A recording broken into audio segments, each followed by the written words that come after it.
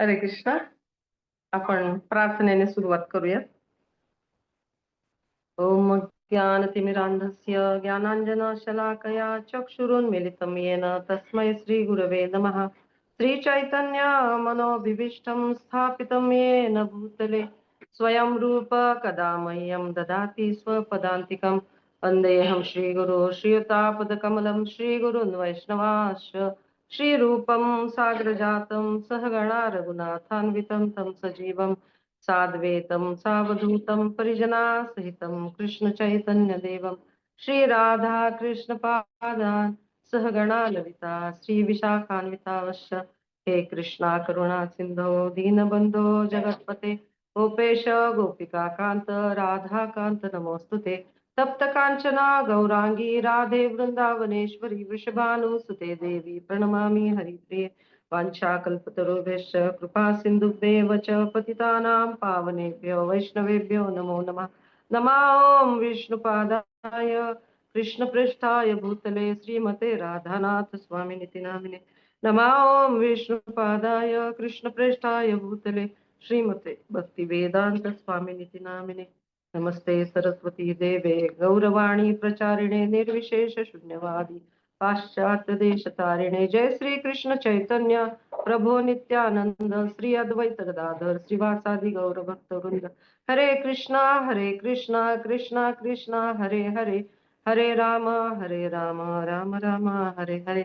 हरे कृष्णा. तर काल आपल्या सगळ्यांना माधुरी भक्ती माताजीने खूप छान असं गीतेच्या शेवटच्या अध्यायातला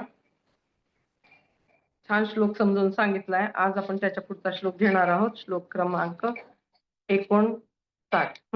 काल 58वा श्लोक माताजींनी खूप छान कर्तव्य भावना कशी असली पाहिजे त्याच्याबद्दलचं वर्णन खूप छान माताजींनी केलेलं होतं. तर आजचा श्लोक आहे श्लोक क्रमांक 59. तर गीता जीवनीमध्ये सर्व मैत्रिणींचे अंतःकरणपूर्वक स्वागत आहे. तर मैत्रिणींनो, श्रीकृष्णाने आपल्याला सांगितलंय की सर्व धर्मान परित्यज्य मामेकं शरणं व्रज. बऱ्याच गोष्टी अशा श्रीकृष्णाने भगवद्गीतेमध्ये सांगितलेल्या आहेत. जर कोणी माझ्या संदेशाचं पालन करीत तर मी त्याला भवसागर पार करून येईल, सगळ्या पापातून त्याची मुक्तता करीन, भवसागर पार करून आश्वासन भगवंत आपल्याला वारंवार देताना दिसून येतात. पण जर भगवंतांच्या म्हणजे भगवंत त्या ठिकाणी म्हणतात की माझ्या संदेशाचे पालन जर कोणी केले नाही तर काय होईल. अहंकारामुळे नेमकं काय होऊ शकतं एका मनुष्याच्या बाबतीमध्ये आणि भगवंतांच्या संदेशाचं पालन जर केलं नाही तर काय होऊ शकतं, तर त्याचं स्पष्टपणे वर्णन भगवंत या ठिकाणी या श्लोकामध्ये करताना आपल्याला दिसून येतात. आणि प्रभुपाद खूप छान पद्धतीने तात्पर्यामध्ये आपल्याला हे गोष्ट समजून सांगत आहे. तर एखादी व्यक्ती मार्गभ्रष्ट कशी होऊ शकते की जेणेकरून तिने जेव्हा भगवंतांच्या संदेशाचं पालनाला त्यांनी सिरियसली घेतलं नाही किंवा पालन केलं नाही तर ती व्यक्ती निश्चितच मार्गभ्रष्ट होऊ शकते. आणि याबद्दल अतिशय सविस्तरपणे आपल्याला श्रीकृष्ण या ठिकाणी समजून सांगत आहेत. या श्लोकामध्ये पाहूयात तो श्लोक.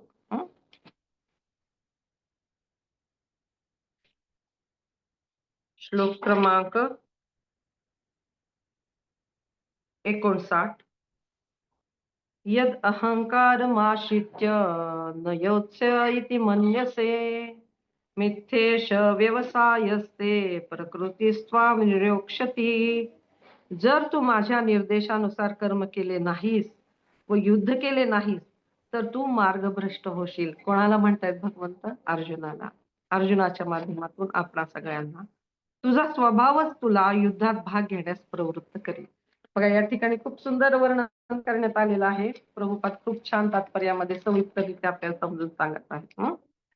इथं सांगतायत की जर तू माझ्या निर्देशानुसार कर्म केले नाहीस तर मी तुला सांगत आहे की युद्ध कर, पण तू युद्ध करायला नकार देते. आपल्याला सगळ्यांना आठवत असेल पहिल्या अध्यायामध्ये अर्जुन किती प्रकारची कारणं युद्ध न करण्यासाठी देतात आणि ती कारणं आपल्याला सुरुवातीला पटतात देखील की 5 प्रकारची कारणं अर्जुन त्या ठिकाणी देतात की हे मी युद्ध न करण्याचं काय काय कारण आहेत. शास्त्रानुसार असं आहे, धर्मानुसार असं आहे. तर इथं भगवंत त्यांना सांगतात मी तुला सांगतोय की युद्ध कर, पण तू युद्ध करायला नकार देत आहेस. पण हे अर्जुना तुझा स्वभावच आहे. कसा स्वभाव आहे? क्षत्रिय तू युद्ध करणारच आहेस. कारण अर्जुनाचा जो स्वभाव आहे, शास्त्र धर्माचं पालन अर्जुन करतायत. परंतु त्यांच्या स्वभावामुळं तू आता जरी युद्ध करायला नकार देत होतास, तरी सुद्धा तुला पुढे जाऊन हा युद्ध हे करावं लागणारच आहे. भीष्म, द्रोण यांच्या बरोबर. आणि जरी तू आत्ता नकार देत होतास, तरी पुढे जाऊन तू त्यांना ठार करणारच आहेस.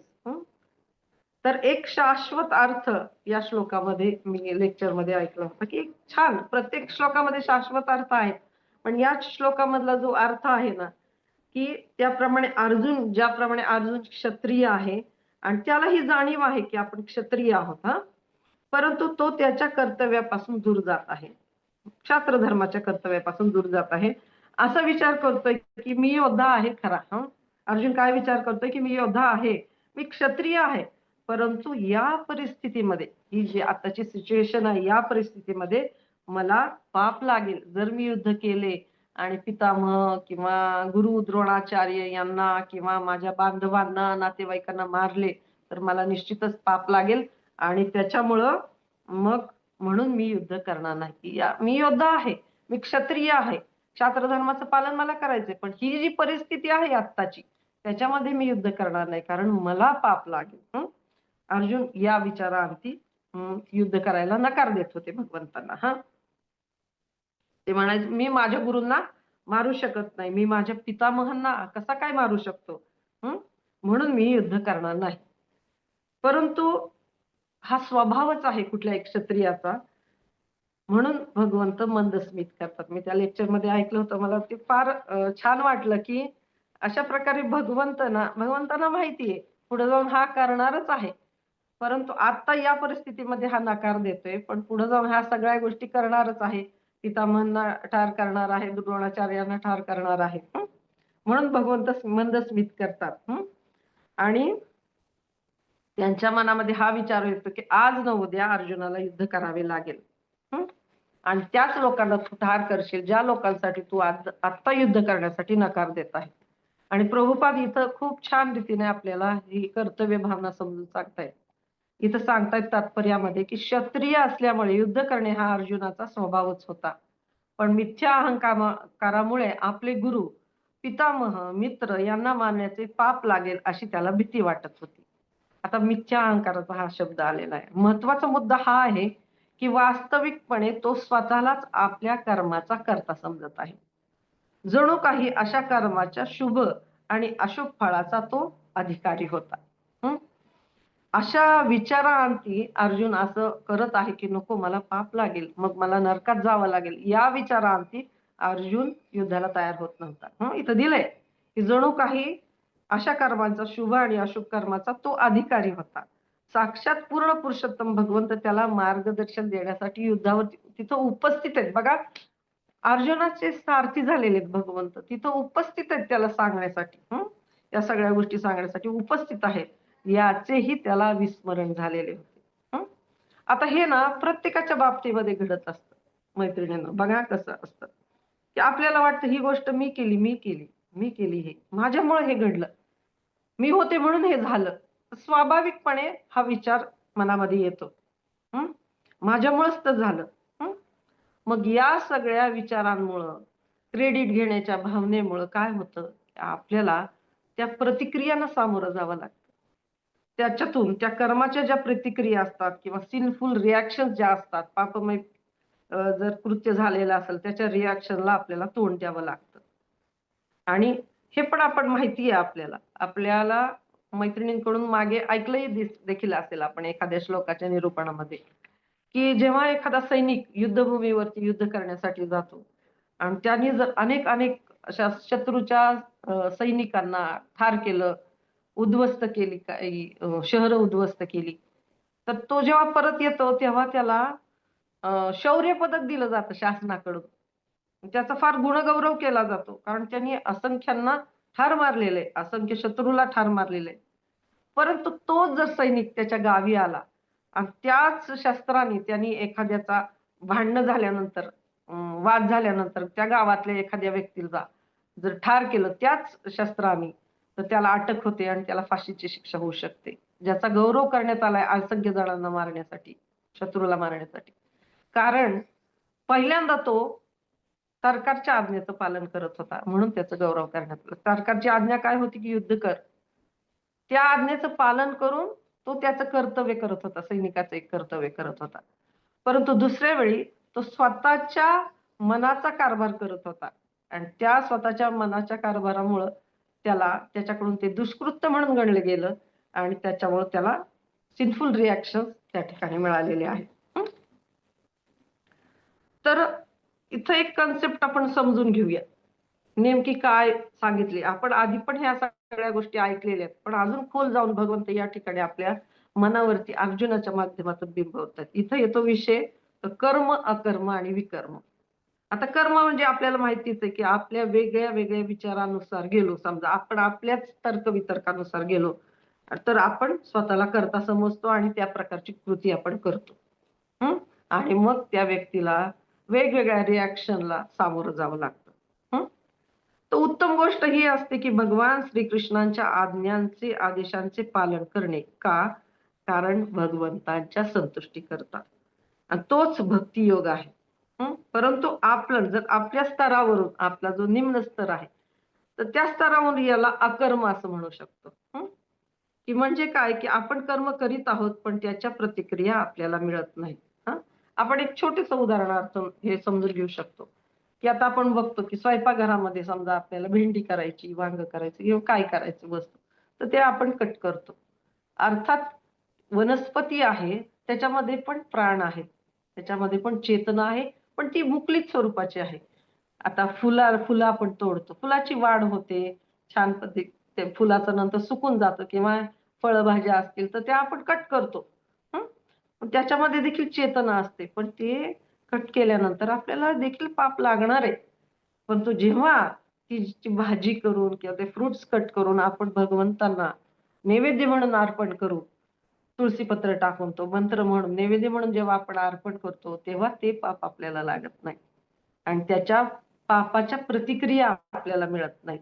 उलट काय होतं, की भगवंत त्यांना अर्पण केल्यामुळं ते नेत्रांवाटे कुठल्याही अवयवावाटे ते या गोष्टीचा स्वीकार करू शकतात. आपण जे भगवंताला अर्पण केलं योग्य पद्धतीने, जे प्रभुपादांनी आपल्याला ठरवून दिलेली पद्धत आहे, त्या पद्धतीने जर आपण अर्पण केलं अन्न, तर त्या पद्धतीने भगवंत देखील स्वीकारतात आणि आपल्याला ती कृपा मिळून जाते. एवढ्या साध्या छोट्या गोष्टीतून बघा आपल्याला प्रभुपाद या ठिकाणी शिकवतात, की कशा पद्धतीने आपण भगवंतांच्या संतुष्टी प्रित्यर्थ कार्य केलं पाहिजे.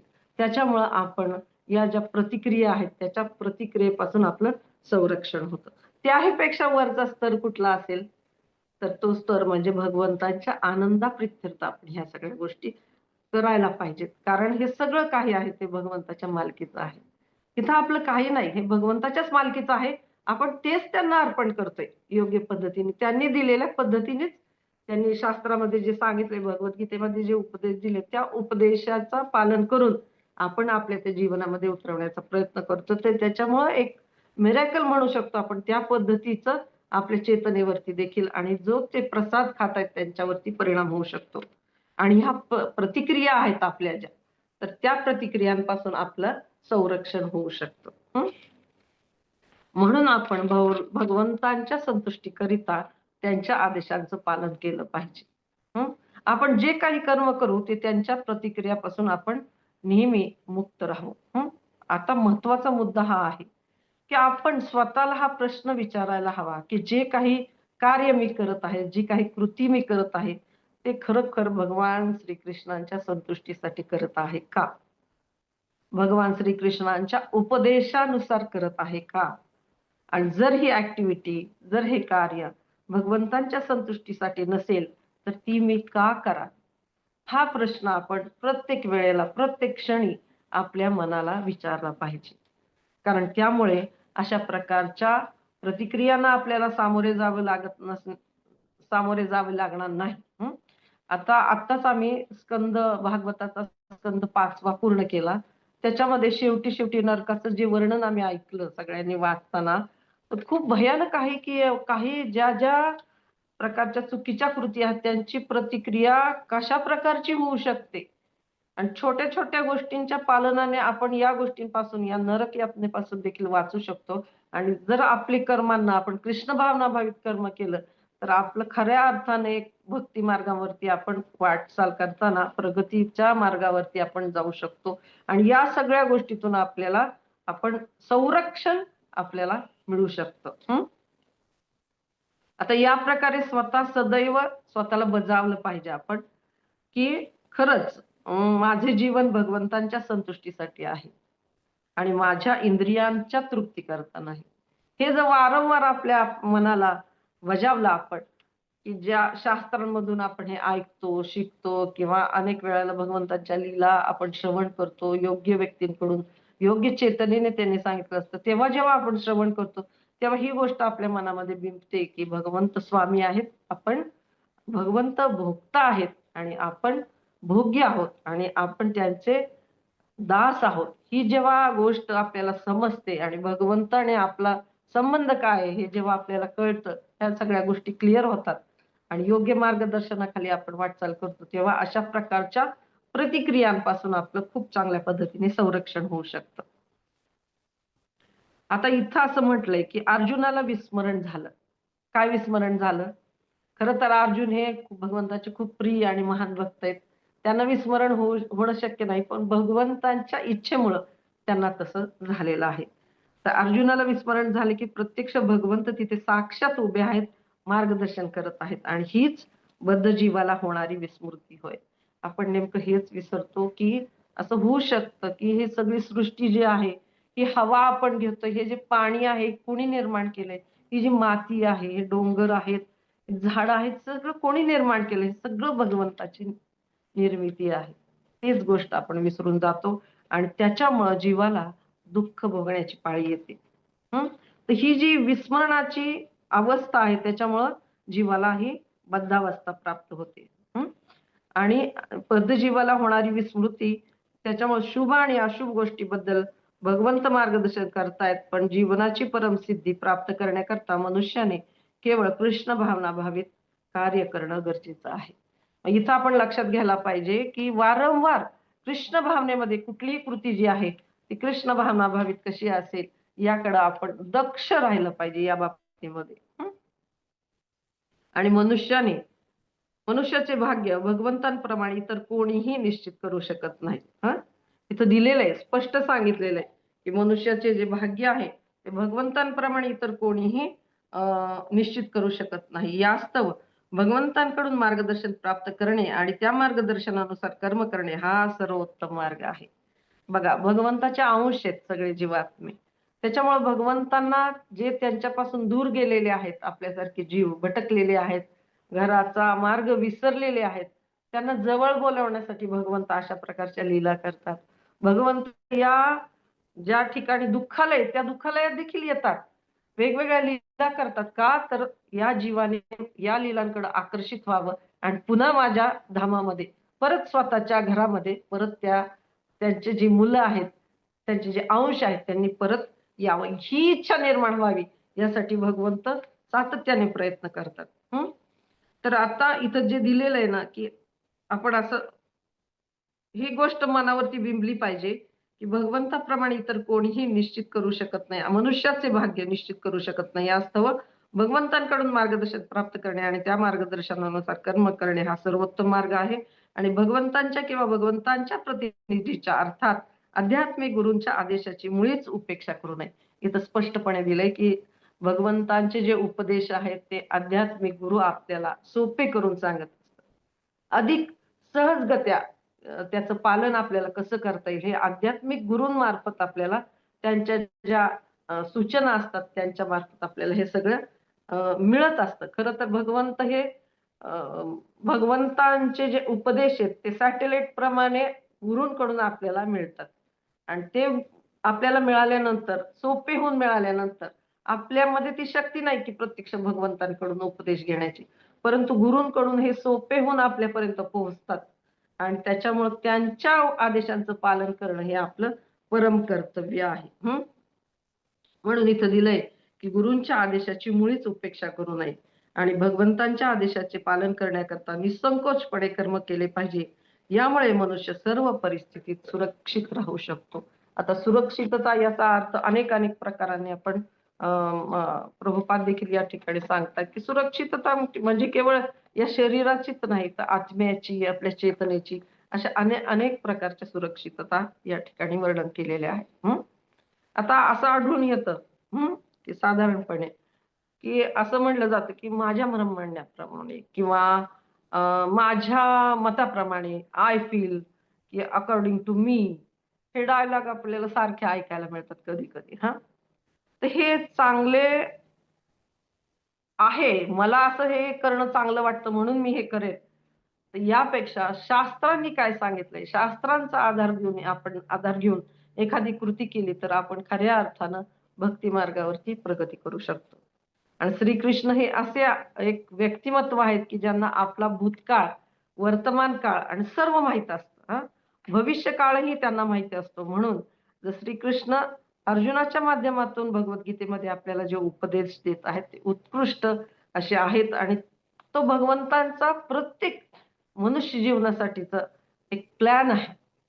प्रत्येकासाठीचा, की हे जर आपण उपदेशाचं पालन केलं, ही जर जीवन प्रणाली आपण अंगीकारली, तर खरंच आपली भक्ती मार्गावरती योग्य पद्धतीने प्रगती होईल आणि खरोखर भगवंतांना जी अपेक्षा आहे, बघा आपल्यापेक्षा भगवंत जास्त उत्सुक आहेत. परवाच दिवशी आपल्याला अ, कालच मला वाटतं भागवतामध्ये आपण तो श्लोक वाचलेला आहे. अ, प्रल्हाद प्रियप्रभूजींनी खूप छान पद्धतीने आपल्याला ते समजून सांगितलं होतं, की भगवंत जास्त उत्सुक आहेत अ, आपल्याला धामामध्ये घेऊन जाण्यासाठी. म्हणून आहे ना, प्रत्येक गोष्टीचं पालन जर आपण केलं भगवद्गीतेच्या निर्देशानुसार, कारण ती मार्गदर्शन पत्रिका आहे, मॅन्युअल आहे मनुष्य जीवनाचं. तर त्यानुसार जर आपण पालन केलं, शास्त्र शिकलो, तर त्यानुसार निर्णय घेतले, तर अधिक जीवन अधिक सुलभ होऊ शकतं. आणि आपल्यासाठी भगवंत ज्या योजना आखतात, तेव्हा आपण हे लक्षात घ्यायला पाहिजे, की आपण जर स्वतःच्या मनाने जर काही गोष्टी केल्या, तर आपल्याला फक्त या जीवनातलं आत्ताचं माहिती आहे. सध्याची परिस्थिती आपल्याला माहिती आहे किंवा गतकाळातले काही अनुभव आपल्याला आहेत. त्याच्या आधारावरती जेव्हा भविष्य काळासाठी आपण प्लॅन्स करतो, कदाचित चुकीचे पण असू शकतात. त्यानुसार निर्णय घेणे पण चुकीचं होऊ शकतं. आणि भविष्य काळामध्ये कुठल्या गोष्टीला सामोरं जायचंय, हे आपल्याला माहीत नाही पडत. केवळ तर्क आपण या बाबतीमध्ये करू शकतो. पण भगवंतांना भविष्य माहिती आहे. तर त्यांच्या ज्या योजना आहेत, त्या आपल्यासाठी सर्वोत्कृष्ट आहेत आणि सर्वांचे हितचिंतक भगवंत आहेत. त्या ठिकाणी छान उल्लेख आलेला आहे. का बरं? त्यांचं का आपण ऐकायचं? एखाद्याला प्रश्न पडू शकतो, की का बरं? का मी भगवद्गीतेतलं ऐकू आणि का बरं भगवद्गीतेनुसार चालू? हं? तर याचं उत्तर हे की भगवंतांना आपली काळजी आहे. भगवंत आपले सर्वोच्च हितचिंतक आहेत आणि त्यांना आपल्या गतजन्मांचं सगळं काही हिस्ट्री सगळी माहिती आहे. आणि महत्वाचं ते आपले सर्वोच्च मित्र आहेत, सर्वोच्च हितचिंतक आहेत, सर्वोच्च नातेवाईक आहेत आणि सुहृद आहेत सर्वांचे आपल्या आणि सातत्याने आपल्या हृदयामध्ये म्हणजे परमात्मा रूपाने ते राहत आहेत. ते असे व्यक्ती आहेत जे सदैव आपल्या सोबत आहेत. आणि म्हणून त्यांच्या ज्या योजना आहेत आपल्यासाठीच्या त्या सर्वोत्तम अशा आहेत. आणि ही गोष्ट आपण आपल्या मनावरती बिंबवली पाहिजे, की यांच्या उपदेशानुसार जर चाललं, तर माझं खरं हित, माझं खरं भलं होणार आहे. आता महत्वाचा मुद्दा आपण याच्यामध्ये लक्षात घ्यायचा आहे, की श्रीकृष्णांचे जे प्लॅन आहेत ते बेस्ट आहेत. आणि आपण त्यांच्या आदेशांचे पालन करायचे. इथं असं म्हटलंय, की मनुष्याचे भाग्य भगवंताप्रमाणे तर कोणीही निश्चित करू शकत नाही. हं. तर आपल्याला ही गोष्ट आपल्या मनावरती बिंबली पाहिजे, की भगवंत आपले सर्वोच्च हितचिंतक आहेत आणि गुरूंच्या आज्ञेचं पालन आपण आपल्या मनुष्य जीवनाचं जे अंतिम गंतव्य आहे, ते प्राप्त करण्यासाठी गुरूंच्या आज्ञेचं पालन करणं ही आपल्यासाठी सर्वोच्च कल्याणकारी गोष्ट आहे. आणि या गोष्टीवरती आपण सदैव मनन आणि चिंतन केले पाहिजे. त्यांच्या उपदेशांवरती आपण सदैव फिक्स म्हणतो ना, आपल्या मनाला एकदम दृढतेने त्या गोष्टीचं पालन करण्यासाठी आपली सवय लागली पाहिजे. आता आपण हे म्हणू शकतो, की आपली काही योग्यता नाही, पण आपण या गोष्टीसाठी प्रयत्न मात्र जरूर केला पाहिजे. जर आपण असं ठरवलं, की आपली खरंच योग्यता नाहीये, परंतु भगवंतांच्या या आदेशांचं पालन करणं माझी इच्छा आहे. तर ती शक्ती आपल्याला भगवंत देतात. कारण या व्यक्तीने प्रामाणिकपणे या सगळ्या आदेशांचं पालन करण्याची इच्छा व्यक्त केली आहे. तर ती शक्ती भगवंतांकडून गुरूंच्या आदेशामध्ये ती शक्ती असते. फक्त आपण इच्छा केली पाहिजे, की हे मी पालन करणार आहे. तर आपल्याला सगळ्या गोष्टी सोप्या जातात आणि प्रत्यक्ष जेव्हा आपण जीवनामध्ये या सगळ्या गोष्टी उतरवतो, तशा प्रार्थना करतो, सुरुवातीला अशक्य वाटणारी गोष्ट देखील पुढे जाऊन शक्य होऊ शकते. आणि जी काही कृती आपण करणार आहे, काया वाचा मनसा, गुरु साधू आणि शास्त्र यानुसार होते आहे का नाही हे देखील पाहणं मैत्रिणींनो तेवढंच गरजेचं आहे. तर आपण प्रभुपादांनी जे सांगितलंय, आता गुरूंची जी आज्ञा आहे, प्रभुपाद आपले शिक्षा गुरु आहेत सर्वांचे. त्यांनी काय सांगितलं, की 16 माळा जप करावा. हरे कृष्ण, कृष्ण कृष्ण हरे हरे, हरे राम, राम राम हरे हरे. या मंत्राचा 16 वेळा 16 माळा कराव्यात. त्याच्यानंतर त्यांनी सांगितलं, की 4 नियमांचं पालन करा. गीता भागवताचं श्रवण करा. आणि भक्तांच्या संघामध्ये राहा. सेवा करा. या सगळ्या गोष्टींमुळे काय होणार, की कृपेचा जो फ्लो आहे, तो त्या व्यक्तीकडे यायला सुरुवात होतील आणि त्याच्यामधून त्या कृपेमुळे तसे साक्षात्कार त्या व्यक्तीला भगवंतांच्या आणि गुरूंच्या आणि वैष्णवांच्या कृपेने, आशीर्वादाने मिळू शकतात आणि स्वतःचं जीवन देखील ब्लिसफुल असं होऊन जाऊ शकतं आणि प्रत्यक्षात हे उपदेशांचं पालन करण्यासाठी खूप सहजगत्या ती व्यक्ती त्या गोष्टी करू शकते. आता आपण इथं एक बघितलं, की श्रीकृष्णांच्या आदेशाचं पालन करण्यामध्ये न करण्यामध्ये आपलं खूप मोठं नुकसान आहे. बघा भगवंतांना काय फरक पडणार आहे मला तुम्ही सांगा. परंतु ते त्यांचं इतकं जीवात्म्यांवरती प्रेम आहे. त्या प्रेमापोटी भगवंत या सगळ्या गोष्टी करत असतात. गीतेच्या रूपाने आपल्यामध्ये येतात. परत गुरूंच्या रूपामध्ये आपल्यामध्ये येतात. वैष्णवांच्या मुखामध्ये त्यांच्याबद्दलचे आशीर्वाद आपल्याला देत राहतात. या सगळ्या गोष्टी भगवंत करतात कारण प्रत्येक जीवाबद्दल त्यांना काळजी आहे. ते आपले खरे हितचिंतक आहेत. तर एक छोटीशी आता अर्जुनाचा इथं उल्लेख आल्यामुळं आणि अर्जुनाचं जास्त इथं सांगितलंय, की तुझा स्वभाव हा क्षत्रियाचा आहे. आज ना उद्या तू युद्ध करणार हे भगवंताला माहिती आहे. एक छोटीशी कुरुक्षेत्रावरची एक छान गोष्ट होती, की कसं भगवंत अर्जुनाचं संरक्षण करत होते आणि सगळ्या त्यांच्या भक्तांचं संरक्षण करतात. छोटीशी गोष्ट होती ती सांगून आपण थांबूयात. ज्याच्यामुळे हा श्लोक आपल्याला समजणं खूप सोपं जाऊ शकतं. तर ज्यावेळेला 12व्या दिवशी पितामह भीष्मांचं निधन होतं कुरुक्षेत्राच्या युद्धाच्या वेळेला आणि त्यावेळेला मग दुर्योधन आहे ना, तो कर्णाला बोलवतो आणि त्याला विचारतो, की आता कोणाला सेनापती करायचं? तर दुर्योधन त्यावेळेला सांगतो, की आपण द्रोणाचार्यांना सेनापती करूया. तर द्रोणाचार्यांना जेव्हा दुर्योधन सेनापती करतो, द्रोणाचार्य अर्थात खुश होतात, की एवढं मोठा सन्मान दुर्योधनाने मला दिलेला आहे. तर मग ते विचारतात दुर्योधनाला, की "मी तुला कसं काय संतुष्ट करू शकतो? मी काय करू? मी काय असा पराक्रम करून दाखवू, की तू संतुष्ट होशील?" तेव्हा दुर्योधन त्यांना म्हणतो, की "तुम्ही असं करा, की तुम्ही युधिष्ठिराला पकडा. युधिष्ठिराला पकडून आणा." तर द्रोणाचार्य एकदम खुशीमध्ये म्हणतात, की "अरे पकडून कशाला आणायचं? मी तर त्याला अ, अ, मारून मृत्यूदंड देऊ शकतो." तर त्यावेळेला दुर्योधन म्हणतो, "नाही, नाही, तसं तुम्ही करू नका. त्याला जर मृत्यूदंड दिला युधिष्ठिराला, तर सगळे जे हे बाकीचे राहिलेले पांडव आहेत, तर ते सर्वच काही नष्ट करतील, एवढे ते क्रोधित होतील." मग ते सांगतात, की "ठीक आहे, युधिष्ठिराला तुम्ही फक्त पकडून आणू शकता." पण त्यांच्यामध्ये समस्या ही होती, की अर्जुन जोपर्यंत युधिष्ठिर महाराजांजवळ आहेत, संरक्षण करण्याकरता, तर तोपर्यंत द्रोणाचार्य युधिष्ठिर महाराजांना पकडू शकत नाही. तर अशा रीतीने युद्ध चाललेलं असतं. तर असं ठरतं, की कौरव सेनेमध्ये, की अर्जुनाला हा योद्धा आहे, त्याला आपण ललकारायचं. क्षत्रिय आहे, कोणी जर युद्धासाठी पुकारलं तर त्याला जावं लागणार. असं ठरतं, की अर्जुनाला ललकारी द्यायची आणि तू तिथं काय साध्या-साध्या लोकांबरोबर युद्ध करतोय, आमच्याशी लढ.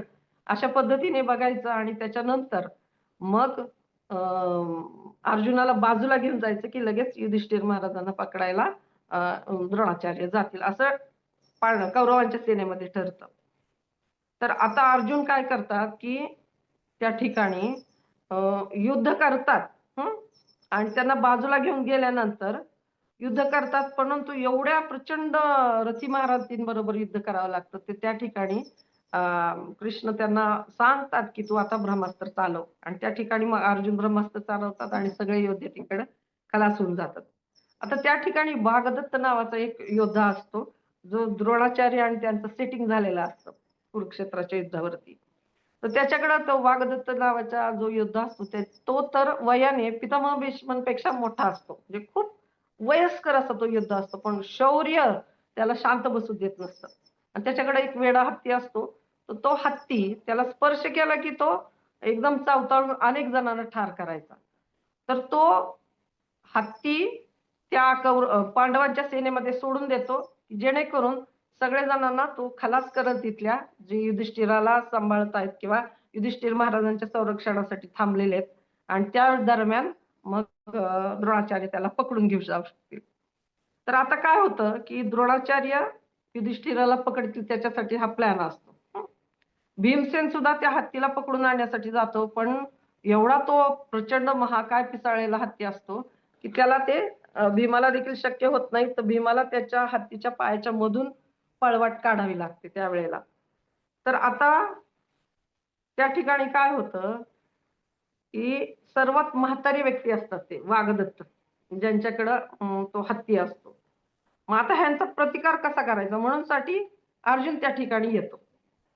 त्यावेळेला काय होतं की आता हे अर्जुनाचीच वाट बघत असतात, आणि त्यांच्याकडे एक अस्त्र असतं, नारायण अस्त्र, ज्याचा प्रतिकार कशाने होणं शक्य नसतं.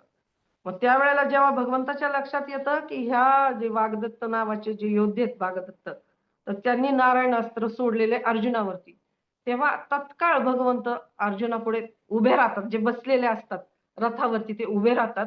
अर्जुनाला काहीच कळत नाही की भगवंत उभे राहिलेले फक्त दिसतात त्यांना, आणि उभे राहतात, आणि ते जे नारायण अस्त्र येतं तेव्हा त्यांच्या छातीला ते लागतं, आणि त्यावेळेला छातीला लागल्यानंतर त्या अस्त्राचा हार बनतो आणि भगवंताच्या गळ्यामध्ये तो पडतो.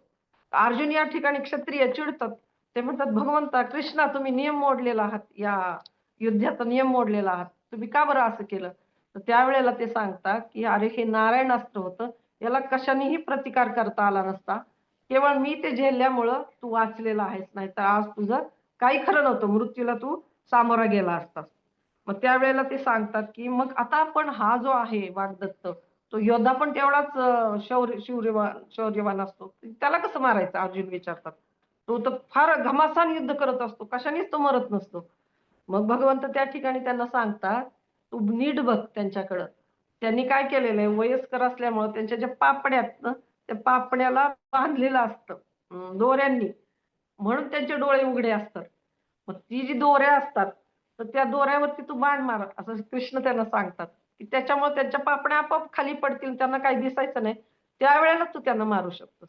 त्याप्रमाणे भगवंतांच्या आदेशाचं पालन अर्जुन करतात. तंतोतंत पालन अर्जुनाने केलेलं आहे, आणि अर्जुनाचे प्राण देखील त्या ठिकाणी वाचलेले. मग ज्यावेळेला ते पालन करतात, त्या दोऱ्यांना बाण मारतात, त्या दोऱ्या तुटतात. मग त्या योद्ध्याला काही दिसत नाही पुढचं, आणि अशा रीतीने अर्जुन त्यांना ठार करतात. मग असं पदोपदी आपल्याला जेव्हा आपण कुठलं पण युद्ध बघतो कुरुक्षेत्रावरचं, तर पदोपदी भगवंतांनी अर्जुनाला कितीतरी ठिकाणी वाचवलेलं आहे. कारण अर्जुन हे भगवंतांच्या उपदेशाचं पालन तंतोतंत करत होते. दुसरं एक उदाहरण जयद्रथ रथाच्या वेळेस, जयद्रथ वधाच्या वेळेचं, ज्या वेळेला 13व्या दिवशी चक्रव्यूहामध्ये अभिमन्यूचा मृत्यू होतो, आणि अतिशय अमानुष पद्धतीने युद्धाच्या नियमांना बाजूला सारून अभिमन्यूला ठार केलं जातं. हे अर्जुनाला सहन होत नाही. म्हणून अर्जुन काय करतात की 14व्या दिवशी युद्धाच्या शपथ घेतात की एक तर जयद्रथाला मारील, आजच्या सूर्यास्त होईपर्यंत मी जयद्रथाला ठार करील, उद्याचा सूर्यास्त होईपर्यंत. तर मग भगवंतांना टेन्शन येतं, पण अर्जुन त्या रात्री झोपलेले असतात निवांत. भगवंत म्हणतात, अरे तू शपथ घेऊन बसलाय की जयद्रथाला उद्याचा सूर्यास्ताच्या आधी मी ठार करणार आहे, परंतु तुला काळजी आहे की नाही? काही नाही म्हणतो. भगवंत तुम्ही आहात. म्हणजे भगवंतांवर अवलंबून राहण्याचं जे गुण आहे अर्जुनाचा, क्रिया करायच्या, कृती करायची त्यांच्या उपदेशानुसार, रिझल्टसाठी भगवंतांना अवलंबून आहे. तर भगवंतांना झोप येत नाही त्या दिवशी, रात्री त्या. आणि भगवंत मेडिटेट करतात असा उल्लेख आहे, की भगवंत मेडिटेट करतात आणि त्यावेळेला त्या मेडिटेशनमध्ये अर्जुनाला घेऊन शिवजींच्या प्लॅनेटवरती जातात. आणि त्या ठिकाणी भगवंत शिवजींना असं सांगतात, की ह्याला पाशुपत अस्त्राचं ज्ञान द्या. पाशुपत अस्त्र वेगवेगळ्या विद्या शिवजी त्या ठिकाणी अर्जुनाला देतात. बघा भगवंतांच्या मननामध्ये हे सगळं चिंतनामध्ये चालू आहे. त्या चिंतनामध्येच भगवंत अर्जुनाला घेऊन जातात. तिथं ते शिवजींकडनं सगळं पाशुपत अस्त्र वगैरे अर्जुनाला मिळतं आणि त्याच्यानंतर वेगवेगळी शस्त्र मिळतात आणि ते घेऊन अर्जुन परत त्यांच्या जागी येतात आणि झोपतात. तर असं झाल्यानंतर मग हे सगळं बघितल्यानंतर दुसऱ्या दिवशी जे पांडव प्लॅन करतात, म्हणजे पहिल्या दिवसाचा जो चक्रव्यूह असतो त्याच्यापेक्षा भयानक असा शकट व्यूह ते रचतात. सुरुवातीला त्या व्यूहापेक्षा मोठा रथाच्या आकाराच्या याच्यामधला तो व्ह्यू असतो पहिला शकट व्ह्यू. आणि त्याच्यानंतर असतो त्याचा जो योद्धा असतो तो त्याचं नाव असतं दुर्मर्शन. तर तो योद्धा असतो तो खूप पराक्रमी आणि शूर असतो. आणि त्याच्यानंतर जो आकार असतो ना व्यूहाचा तो पद्म आकार असतो. मग त्याच्या ठिकाणी कोण थांबतं, की प्रत्यक्ष द्रोणाचार्य त्या ठिकाणी थांबतात मध्यभागी. आणि असंख्य वीर योद्धे त्या ठिकाणी थांबलेले असतात त्या आकारामध्ये. आणि शेवटी 12 मैल लांब असं ते सैनिक त्या ठिकाणी उभे केलेले असतात शेवटी. म्हणजे कमळाचा दांडा जसा असतो त्याप्रमाणे. आणि त्या ठिकाणी असंख्य वीर अर्जुनाला युद्धासाठी पुकारणारे वीर त्या ठिकाणी असतात. आणि त्यांच्या शेवटी त्या सुईच्या शेवटच्या भागावरती जसं काही 6 महारथी जयद्रथाचं रक्षण करण्यासाठी थांबवलेले असतात, की अर्जुनाने शपथ घेतलेली असते. मग असा प्लॅन असतो, की दिवसभरात कितीही वेळ प्रयत्न केले अर्जुनाने तरी तो तिथपर्यंत पोहोचू शकणार नाही. परंतु भगवंत असं अशा प्रकारचा योजना आखतात, की ते पाशुपत अस्त्राने पहिलं जे शकटव्यूह असतो असंख्य योद्धांचा, महारथींचा, तर पाशुपत अस्त्रानेच अर्जुन एका काही क्षणातच सगळ्यांचा नायनाट करतात आणि परत त्यांना दुसरे योद्धे आणण्यासाठी सुद्धा वेळ मिळत नाही. मग दुसरा काय आला व्ह्यू, की पद्म आकारामध्ये जे द्रोणाचार्य थांबलेले आहेत, तसा त्यांनी व्ह्यू रचलेला तिथं. मग तिथं त्या ठिकाणी इतका वेळ जातो अर्जुनाचा द्रोणाचार्यांशी युद्ध करण्यामध्ये. आणि तो इतका वेळ घालवलेला जातो, की आता सगळ्यांना पांडवांकडच्या वाटतं, की आता संध्याकाळ होईल, सूर्यास्त होईल आणि अर्जुन कधी पोहोचणार जयद्रथाकडे. सगळ्यांना टेन्शन आलेलं असतं. मग त्यावेळेला काय होतं, की युद्ध थोडा वेळ चाललेलं असतं. मग श्रीकृष्ण काय करतात, अर्जुनाचा जो रथ आहे ना, तो बगलेने नेतात एका बाजूने घेऊन जातात पुढं. मग द्रोणाचार्य ओरडतात, की "अरे, शत्रूशी युद्ध लढण्यापेक्षा तू काय पळून चाललायस?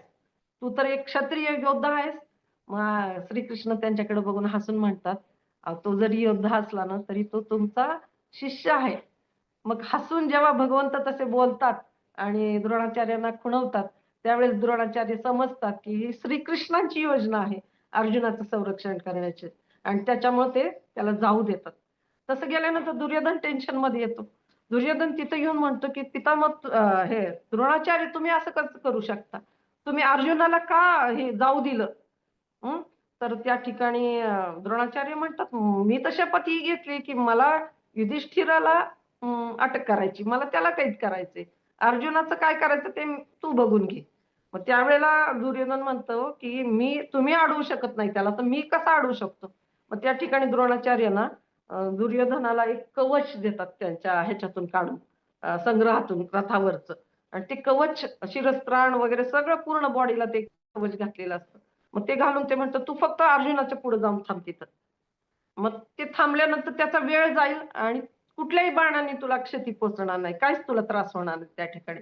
मग असं करत आहे ना, अर्जुन तोपर्यंत ना त्या योद्ध्यांच्या पुढे गेलेला असतो. तर जे 12 मैल थांबलेले असतात वीर योद्धे. तर त्या ठिकाणी भगवंतांना लक्षात येतं, की मागून दुर्योधन येतोय. भगवंत परमात्मा रूपाने त्याच्याही हृदयामध्ये आहेत. तर भगवंतांना आनंद येतो शत्रूंना देखील आशा पुरवण्यामध्ये.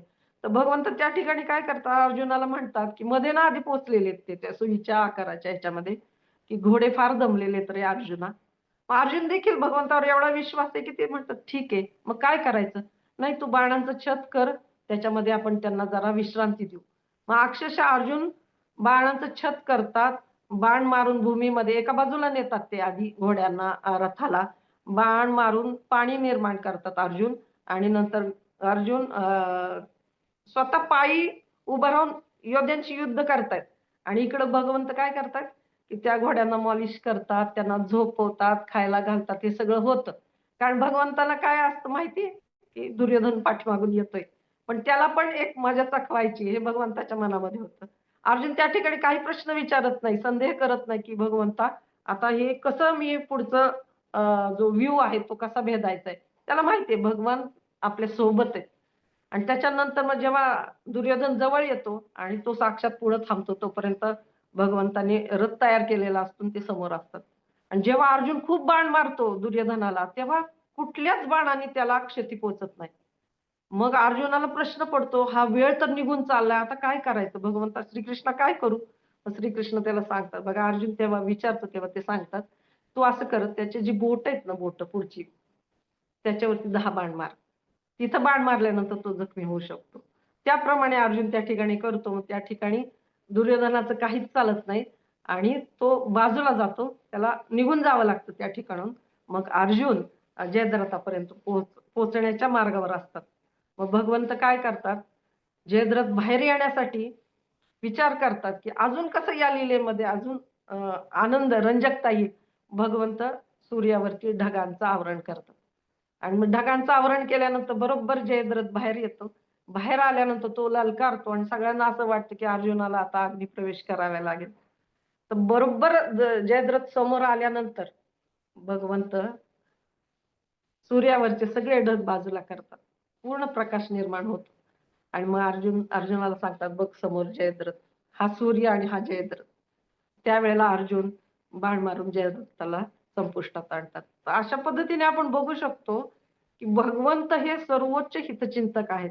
सर्वोच्च रक्षणकर्ता आहेत आणि आपले पालनकर्ता आहेत आणि एक प्रेमीळ म्हणजे प्रेमळ असे व्यक्तिमत्व आहेत. ज्यांना तुमच्या संरक्षणाची काळजी आहे. फक्त आपण ती इच्छा व्यक्त केली पाहिजे, की आपण आपले जे रथाचं सारथ्य आहे, या जीवनाच्या रथाचं सारथ्य ते भगवंताच्या हातामध्ये आपण दिलं पाहिजे. आणि हे म्हणजे काय? तर हरे कृष्ण, कृष्ण कृष्ण हरे हरे, हरे राम, राम राम हरे हरे. या मंत्राचा 16 वेळा जप करणे. त्याच्यानंतर प्रभुपादांनी आपल्या गुरूंनी दिलेल्या उपदेशाचं पालन करणे, वैष्णवांचा संग करणे आणि गीता भागवत याचा आश्रय घेणे आणि त्याचबरोबर अपराधरहित असं आपलं प्रत्येक कृती, प्रत्येक हरिनाम आपलं अपराधरहित कसं होईल आणि केवळ गुरु, वैष्णव आणि भगवंतांच्या संतुष्टीसाठी प्रत्येक सेवा करण्याचा प्रयत्न करणे. या सगळ्या गोष्टींमुळं हे जे संरक्षण या ठिकाणी दिलेलं आहे, की असं म्हटलं जातं, की हरे कृष्ण मंत्र जेव्हा आपण म्हणतो, तेव्हा शंख, चक्र, गदा आणि पद्मरूपामध्ये आपलं ते संरक्षण करत असतात. कारण भगवंत स्वतः आहेत. हरिनाम म्हणजे भगवंत स्वतः आहेत. ते आपल्या जिभेवरती नृत्य करतात आणि आपल्या हृदयातली जी शत्रू आहेत, त्यांचं दमन ते करत असतात. म्हणजे अशा पद्धतीने ते आपल्या चेतनेचं संरक्षण करतात. केवळ आपल्या शरीराचंच नाही, तर आपल्या चेतनेचं संरक्षण देखील या प्रकारे करत असतात. फक्त आपली ती इच्छा पाहिजे, की आम्हाला तुमचं सारथ्य हवं. आम्हाला तुमचा आश्रय घ्यायचा आहे. ही जेव्हा भावना आपण व्यक्त करतो, तेव्हा भगवंत वेगवेगळ्या रूपाने आपल्याला सहाय्य करायला तत्पर आहे. तर हरे कृष्णा. काही चुकलं असलं तर क्षमा करा. परंतु काही तुम्हाला आवडलं असेल तर तुमच्या ऐकण्याच्या इच्छेमुळे बोलता आलं. Thank you so much. कोणाला काही प्रश्न असेल तर नक्की विचारू शकता.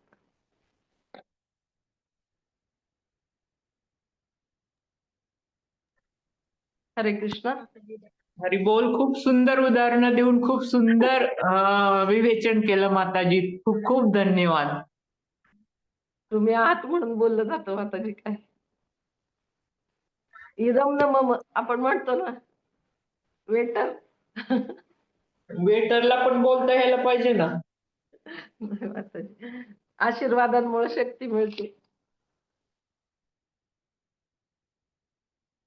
तर उद्याचं देखील सगळ्यांनी अटेंड करा.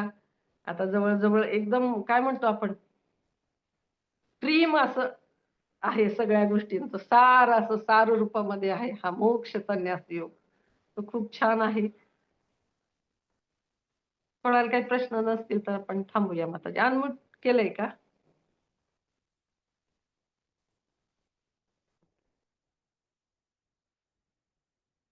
प्रश्न नसतील तर थांबूया माताजी मग. दंडवत केले माताजी. हरी बोल, दंडवत प्रणाम माताजी. हरी बोल आमचं हरी. सौभाग्य आहे की एवढे छान स्पीकर लाभले आहेत आणि आम्हाला छान छान गोष्टी ऐकायला मिळतात. एवढ्या सुंदर महाभारतातल्या कथा तुम्ही अर्जुनाच्या, भगवंताच्या सर्व गुरु यांच्या सांगितल्या त्याबद्दल खूप खूप धन्यवाद माताजी. हरी बोल. हरे कृष्ण. थँक्यू. हरे कृष्ण. हरे कृष्ण माताजी. खूपच हरे छान कृष्ण. विवेचक. हरे कृष्ण. हरे कृष्ण. हरे कृष्ण.